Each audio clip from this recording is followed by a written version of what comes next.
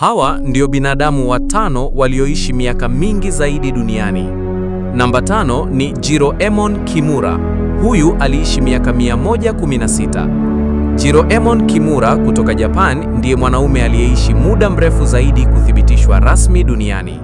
Alizaliwa mwaka 1897 na kufariki mwaka 2013 akiwa na miaka 116, na ndiye mwanaume wa kwanza kuishi miaka mingi duniani. Hadi leo hakuna aliyevunja rekodi hiyo. Namba 4 ni mwanamama anayejulikana kama Nabi Tajima. Huyu yeye aliishi miaka 117. Mwanamama Nabi Tajima alizaliwa mwaka 1900 nchini Japan na kufariki mwaka 2018 akiwa na miaka 117.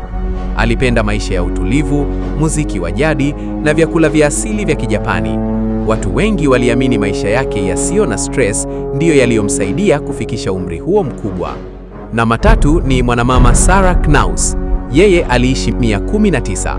Sarah Knaus kutoka United States aliishi miaka 119. Alizaliwa mwaka 1880 na kufariki mwaka 1999. Namba 2 ni Kane Tanaka, na yeye aliishi miaka 119. Kane Tanaka naye aliishi miaka 119, lakini kwa siku nyingi zaidi kuliko Sarah Knaus. Alizaliwa mwaka 1903 na kufariki mwaka 2022. Rekodi ya kwanza inashikiliwa na mwanamama Jean Calment.